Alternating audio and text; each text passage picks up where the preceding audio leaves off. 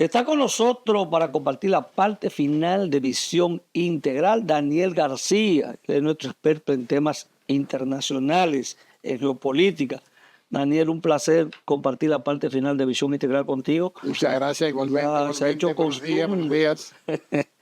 Bueno, el tema obligado, ¿verdad? Habíamos hecho un programa antes de la toma de posición de Donald Trump, ¿correcto? Sí. Y hoy, pues, vamos a hablar de lo que ha acontecido prácticamente una semana después de que Donald Trump asumiera la presidencia de los Estados Unidos, el presidente número 47, y el segundo presidente que logra ganar de nuevo la presidencia habiendo perdido la misma, ¿verdad? No consecutivamente.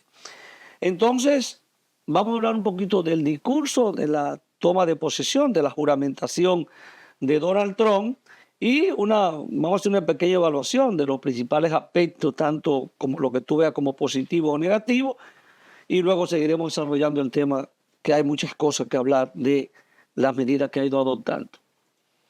Bueno, la situación de Trump es en verdad, una situación muy complicada, porque lo primero es que él ha asumido el rol de ser una especie de mesías para salvar el país, a Estados Unidos.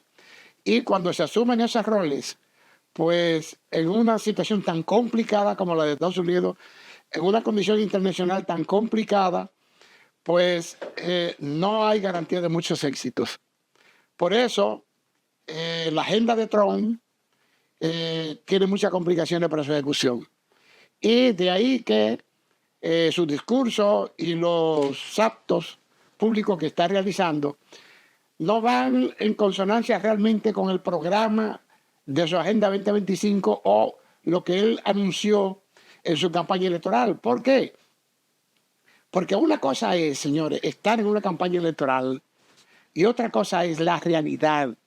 La realidad después de la toma de posesión y las exigencias de un público que tú necesariamente tienes que complacer con una serie de actividades. Por ejemplo, ustedes vieron a Donald Trump firmando órdenes y los lapiceros lanzándoselos a la población, a la gente que estaba ahí. Las órdenes ejecutivas, que son decretos, ¿verdad?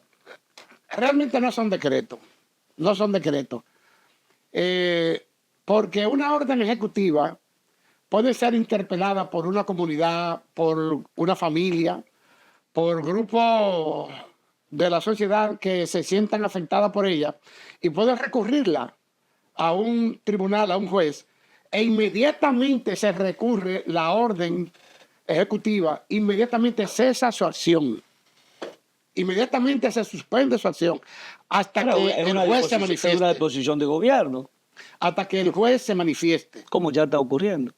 De hecho, por ejemplo, esa orden ejecutiva que lanzó contra los nacidos en Estados Unidos y los de migrantes, eso ha tenido ya una contestación y, de hecho, entra en suspensión inmediata.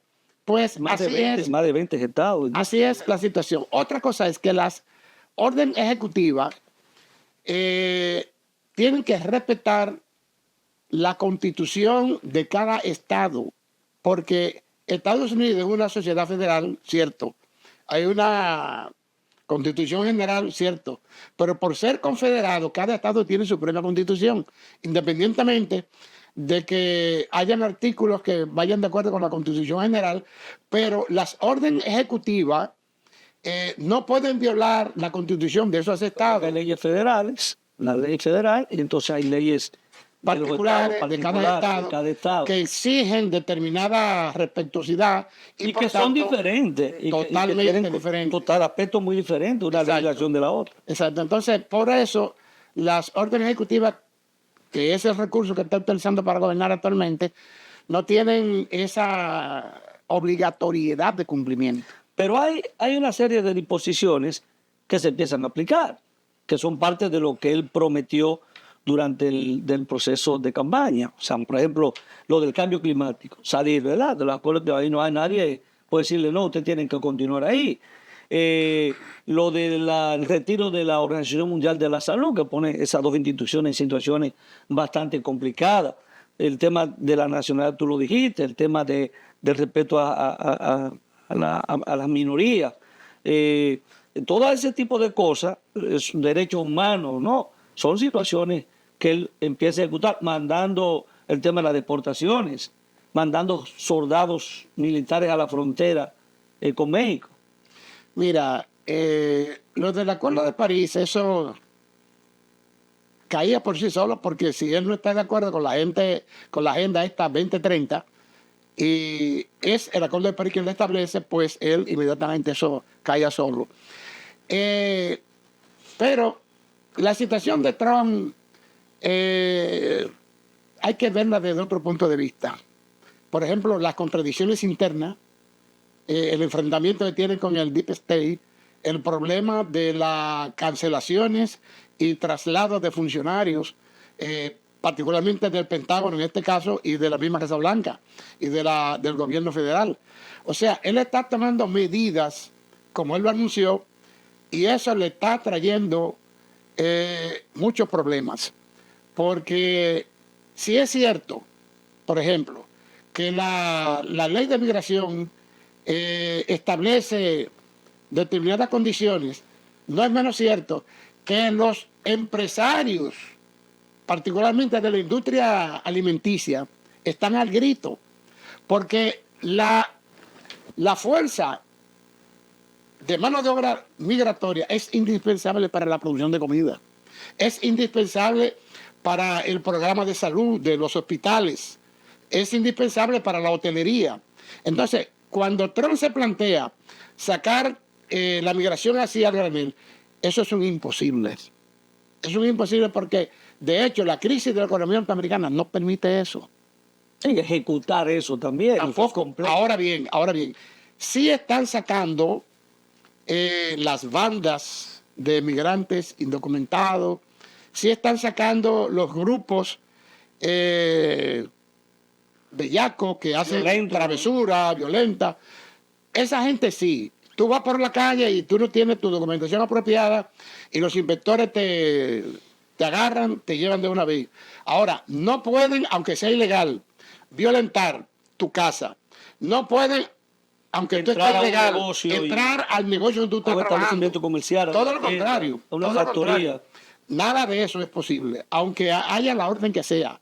Ahora bien, hay instrucciones para los migrantes que están trabajando, que son correctos, de que ellos no tienen que hablar con inspectores, de que ellos no tienen que presentar ninguna documentación, que ellos no tienen por qué exponerse, ni abrirle la puerta de la casa, ni tampoco aceptar las palabras que le digan. La sugerencia es que se queden callados. Y si le presionan que diga que le den una cita para visitar a un juez, ya eso le salva de la condición. Y como esa cita del juez es obligatoria cedérsela, ya eso le libra de la condición de que lo puedan sacar y exportar hasta que llegue la cita del juez. La cita del juez puede llegar dentro de 4 o 5 años, periodo que él seguiría disfrutando de su condición. Hablemos entonces, estamos en la parte interna de lo que implica, porque hay una resistencia también. O sea, Donald Trump está gobernando un país que está dividido, porque la sociedad norteamericana está dividida. Y la reacción de los demócratas, pues empieza a manifestar, y esa minoría que se entiende perjudicada, inclusive con la iglesia. Recientemente también algunos encontronazos.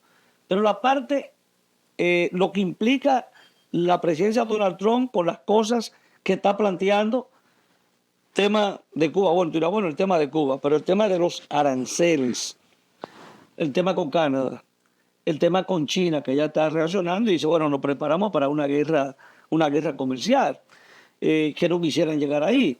El tema con México. O sea, ¿cómo tú evalúas esa parte que es la implicación? Lo que ha planteado sobre Groenlandia, el Golfo de México, el Canal de Panamá, que son implicaciones externas a los Estados Unidos. Mira, la situación de Estados Unidos, desde el punto de vista de tu pregunta, tiene mucho que ver con el frente internacional. La condición internacional le dicta a Estados Unidos replegarse hacia América. obligatoriamente. ¿Por qué? Porque el movimiento de la multipolaridad va muy rápido. Y Estados Unidos se siente aislado. El programa de desdolarización de la economía de los BRICS, del sur global, etcétera, tiene a Estados Unidos arrinconado.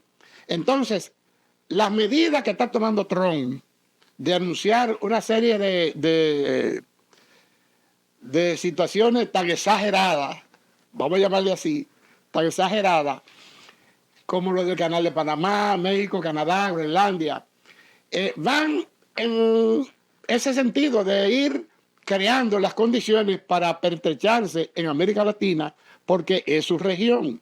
Porque, en verdad, los BRICS están insistiendo en la modificación del Consejo Nacional de Seguridad de la ONU, porque hay 7 regiones en el mundo que tendrán una debida representación en estas modificaciones. China, por un lado, China e India, por ejemplo. China tiene 1.500 millones de habitantes, India también. Entonces, esos países por sí solos ya son una región con un potencial poblacional que le exige obligatoriamente una representación en el orden mundial, porque el peso de su población y de su economía le demanda. Y la ha ido perdiendo los países europeos. Y los países europeos, por su crisis económica y por su condición, de hecho, ese aislamiento que tiene Europa y esa falta de participación de una manera decisiva en los enfrentamientos de los problemas globales, los problemas mundiales, ha hecho que Europa se esté empequeñeciendo cada vez más y por tanto no tiene por qué tener 3 representaciones. Estados Unidos, Inglaterra y Francia. Eso es innecesario. Por eso se está forzando a la opinión pública mundial para tomar medidas en este sentido, porque las regiones que van a estar debidamente representadas son, por ejemplo, Rusia, porque Rusia no es solo Rusia, es Euroasia, un mercado de 800 millones de habitantes.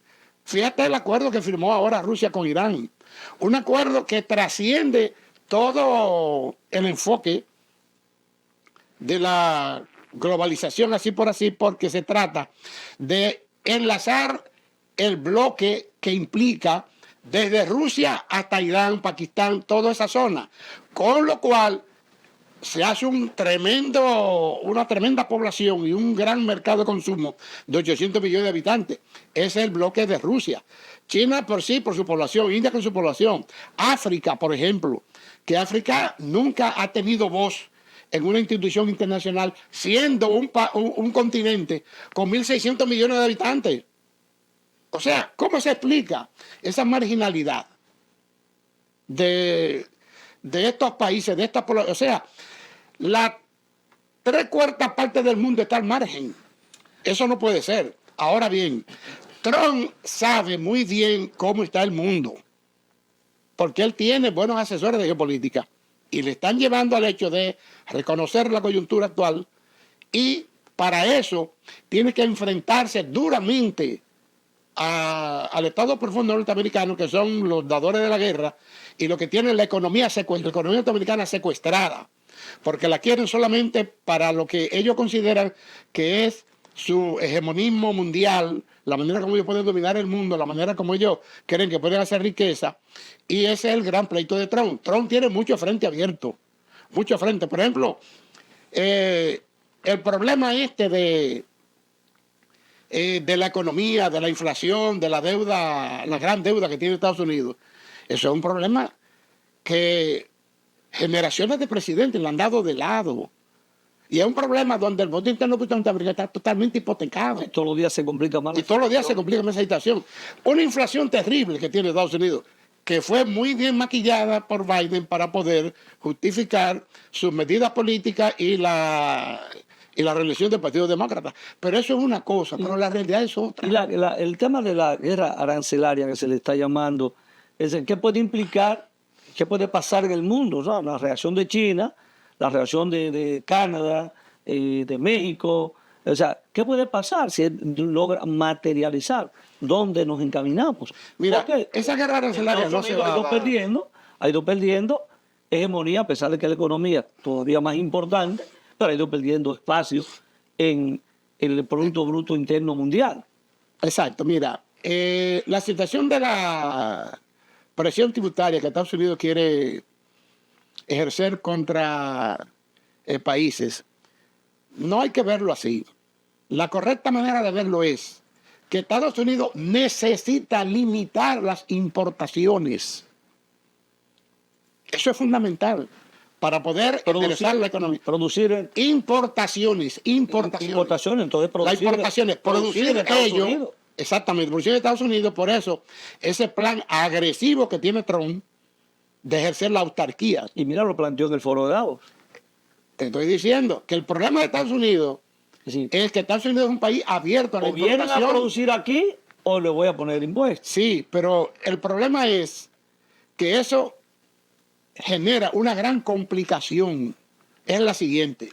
Estados Unidos no tiene las condiciones apropiadas para poder producir manufacturas o ni siquiera la tierra rara, ni siquiera los chips.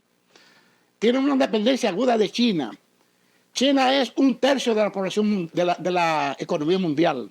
1/3 de la economía mundial, que es demasiado. Y ellos, Estados Unidos, se ha quedado rezagado de una manera tal que no hay manera de por dónde entrar a este problema de la actualización de Estados Unidos a nivel productivo. Ya, no es por decreto, no sabe la noche a la Eso mañana, no, eso es un proceso Pero oye, que el problema necesita es, años. el problema es que Estados Unidos cree, Trump ahora con su plan, que puede llevar su inquietud a los presidentes latinoamericanos y del mundo para que ellos asuman su problema, su necesidad, la necesidad de Trump, la necesidad de Estados Unidos. Sí, Cada país tiene su problema y cada presidente enfrenta los problemas de su país. Trump quiere ahora atribuirle a los otros países que le ayuden, por ejemplo, lo que él está con planteando una con posición de chantaje y de fuerza. chantaje y fuerza, pero que ahí viene, te estoy diciendo, el problema de la resistencia.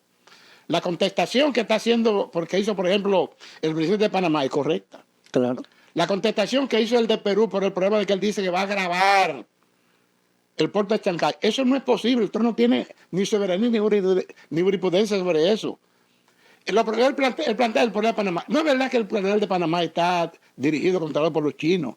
Hay una empresa rentataria que maneja conjuntamente con las autoridades panameñas el problema del canal. Ahora, Trump puede plantearse que le eximan de impuestos, pero eso depende de si la parte china está de acuerdo. Inclusive, la parte china puede restringirle el tránsito a los barcos norteamericanos si estos no se adecúan a las tarifas. Porque todo arancelarias igual, ahí tiene. no puede haber preferencia para pasar por un pueblo. Entonces, esa es una situación. Lo de México, eso es palabrería. Lo de Groenlandia, lo mismo. Lo de Canadá, es lo mismo. Son poses que Trump está planteando a la opinión pública interna con la finalidad de poder llenar la expectativa de la gente que votaron por él. Pero Trump no puede asumir Groenlandia. Inclusive, lo que se avecina es una guerra interna entre Estados Unidos y Europa. ¿Por qué?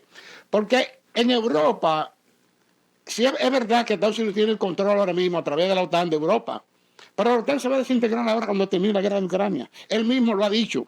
El mismo Trump lo ha dicho. Ha planteado que está esperando una conversación. Bueno, y él planteó. Él mismo lo ha dicho, porque con Vladimir Putin no para tendrá tratar el tema de la justificación, guerra. razón de ser.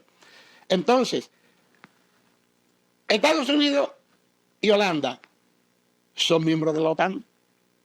Y hablar de Groenlandia implica hablar de Holanda. Y Holanda va a ceder así por así sus derechos. Y es que eso no te inventa. Ahora bien, ¿cuál es la estrategia de Trump? Trump sabe que la inversión que está haciendo Rusia en la ruta comercial del norte va a poner a Rusia ya está por hecho por el problema de la guerra de Ucrania y la potencialidad de Rusia, pero va a poner a Rusia en primacía como potencia mundial, en primacía. ¿Por qué? Porque el canal de Suez y esa ruta por ahí o el sur del África son rutas muy costosas y muy largas. Mira, está Nicaragua con un proyecto Con un proyecto de construir un canal Exacto. Entonces, eso Pero la situación es que Trump lo que plantea es adquirir Groenlandia para iniciar una nueva ruta comercial desde el Asia, cruzando por toda Alaska, Canadá, y salir aquí al Atlántico, a los puertos atlánticos norteamericanos. Pero eso implica un costo y un acondicionamiento. O sea, yo se lo digo, Trump tiene la situación muy difícil. el caso Sumamente difícil. la guerra Ucrania-Rusia, ¿tú crees que con un diálogo con Vladimir Putin, que él ha planteado que está esperando una conversación para reunirse, porque él está abierto a todas las reuniones? Mira, es posible, esa situación de Ucrania, que se está negociando ya próximamente. Esa situación de Ucrania no es como la situación de Oriente Medio. Trump envió un mensajero particular personal a discutir con Netanyahu y le dijo, mira, si tú no firmas un acuerdo con Hamas, yo te voy a cerrar todas las posibilidades económicas y militares. Y voy a decretar la anulación del acuerdo de Abraham que se hizo. O sea, una serie de amenazas a través de un personaje y obligó a Netanyahu a sentarse con Hamas. Ese es el acuerdo que se firmó ahora. Pero lo de Rusia no es igual. Lo atribuye. Trump se lo atribuye con razón. Ya. Con razón. Porque es una obra de Trump, ese acuerdo. No es de Biden. Ahora bien, Rusia no es Israel. Rusia tiene la guerra ganada, por un lado. Rusia tiene un control absoluto de Ucrania, O de una región, de una parte de Ucrania. A nivel militar tiene el control total de Ucrania. Ahora, territorialmente tiene una franja grandísima. Y Rusia tiene una serie de condiciones que ha impuesto desde que comenzó la guerra con la finalidad de que se le garanticen su seguridad. Y si esa reglamentación, esas reglas, esas condiciones no se cumplen, no va a haber paz aunque sea Santo Trón. Ya. No va a haber paz. Mire, hemos llegado al final. En los próximos días seguiremos conversando con usted y dándole seguimiento a estos temas que son sumamente importantes porque Trump empieza ahora. Vamos a ver el devenir, cómo viene, cómo complica la geopolítica el ascenso de Donald Trump al poder de nuevo en los Estados Unidos. Vamos a ver cómo el mundo resuelve todo esto. Exacto. Muchas gracias. Gracias a ti. A usted, amable televidente, ha sido un placer compartir con ustedes hoy en día Visión Integral. Nos vemos el próximo domingo, si Dios lo permite.